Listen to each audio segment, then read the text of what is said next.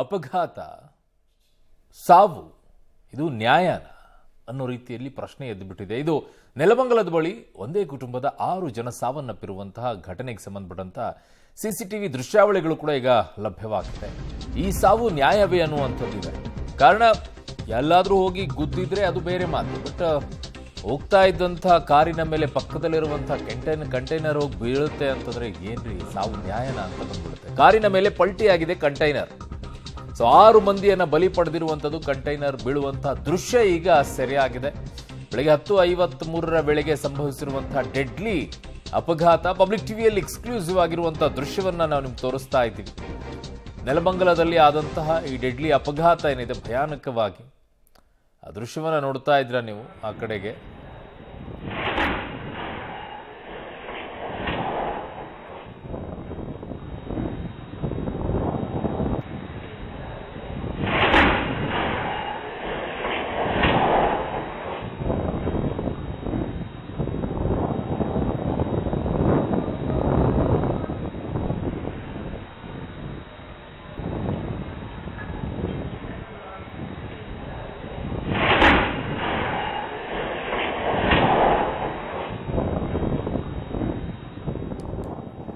ನೋಡಿ ಸಾವು ಹೇಗೆ ಬರುತ್ತೆ ಅಂತ. ತಾಳೆಕೆರೆ ಸಮೀಪ ನೆಲಮಂಗಲದ ಬಳಿ ಇದು ಆ ಕಂಟೈನರ್ ಬರ್ತಾ ಇದೆ, ಅದೇನೋ ಮಿಸ್ ಆಗಿ ಅದರ ಪಕ್ಕದಲ್ಲಿರುವಂಥ ಕಾರ್ ಮೇಲೆ ಕಂಟೈನರ್ ಬಿದ್ದು ಬಿಡುತ್ತೆ. ಪಕ್ಕದಲ್ಲಿರುವಂಥ ರಸ್ತೆಯಲ್ಲಿರುವಂಥ ಕಾರ್ ಮೇಲೆ ಸಾವು ಹೇಗೆ ಬರುತ್ತೆ ಅಂತ ನೋಡ್ಕೊಳ್ಳಿ. ಅಲ್ಲಿ ಈ ಕಡೆಗಿರುವಂಥ ಗಾಡಿಗಳಿಗೆ ಡಿಕ್ಕಿ ಹೊಡೆಯುತ್ತೆ, ಆಮೇಲೆ ಕಂಟೈನರ್ ಪಲ್ಟಿ ಆಗುತ್ತೆ.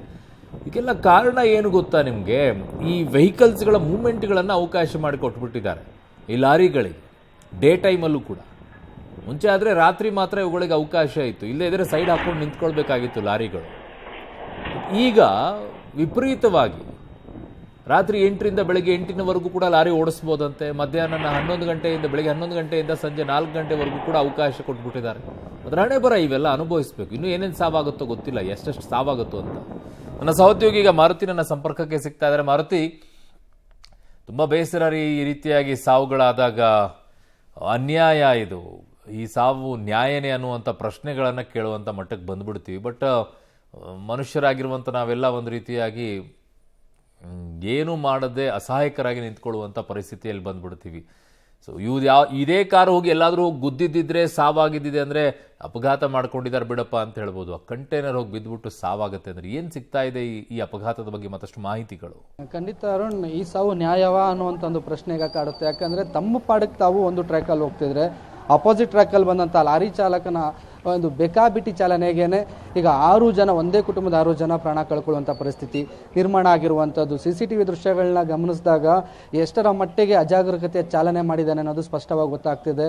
ಅವರು ಬೆಂಗಳೂರಿಂದ ನೆಲಮಂಗಲದಿಂದ ತುಮಕೂರು ಕಡೆಗೆ ಹೋಗ್ತಿರುವಂಥ ಟ್ರ್ಯಾಕಲ್ಲಿ ಇದ್ರೆ, ದವಾಸ್ಪೇಟೆಯಿಂದ ಬೆಂಗಳೂರು ಕಡೆ ಬರೋ ಟ್ರ್ಯಾಕಲ್ಲಿ ಇದ್ದಂಥ ಲಾರಿ ಡಿವೈಡರ್ ಮೇಲತ್ತಿ ಡಿವೈಡರ್ನಿಂದ ಕಂಟ್ರೋಲ್ ತಪ್ಪಿ ರಸ್ತೆಗೆ ಅಪ್ಪಳಿಸುತ್ತೆ. ಆ ಸಂದರ್ಭದಲ್ಲಿ ಅಪೋಸಿಟಲ್ಲಿ ಬರ್ತಿದ್ದಂಥ ಓಲ್ವಾ ಕಾರು ವರ್ಲ್ಡ್ ಸೇಫೆಸ್ಟ್ ಕಾರ್ ಅಂತ ತೊಗೊಂಡಿದ್ರು 2 ತಿಂಗಳಿಂದ.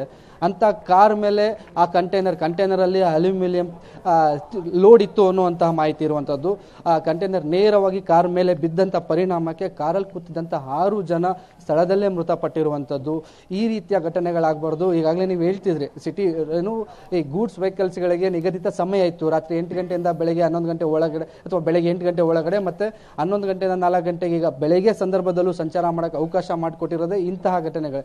ಅಂದರೆ ಹೈವೇಗಳಲ್ಲಿ ಈ ರೀತಿಯ ಘಟನೆ ಆಗಬೇಕಾದ್ರೆ ಚಾಲಕರು ಅಜಾಗರೂಕತೆ ಪ್ರಮುಖ ಕಾರಣ. ಒಂದು ವೇಳೆ ಅವರೇ ಹೋಗಿ ಗುದ್ಕೊಂಡು ಆಗಿದ್ರೆ ಇದು ಕಾರಿನ ಚಾಲಕನ ತಪ್ಪು ಅಂತ ಹೇಳ್ಬೋದು. ಆದರೆ ಅವ್ರ ಪಾಡಿಗೆ ಅವ್ರ ಮೇಲೆ ಹೋಗ್ತಿದ್ದಾಗ ಅಪೋಸಿಟ್ ಬಂದು ಈ ರೀತಿ ಕಂಟೈನರೇ ಬಿದ್ದು ಸಾವಾಗೋದು ಒಂದು ರೀತಿಯಲ್ಲಿ ಇಡೀ ಕುಟುಂಬಸ್ಥರಿಗೆ ದಿಗ್ಭ್ರಾಂತಿ ಆಗೋ ರೀತಿಯಲ್ಲಾಗಿರುವಂಥದ್ದು. ಅರುಣ್.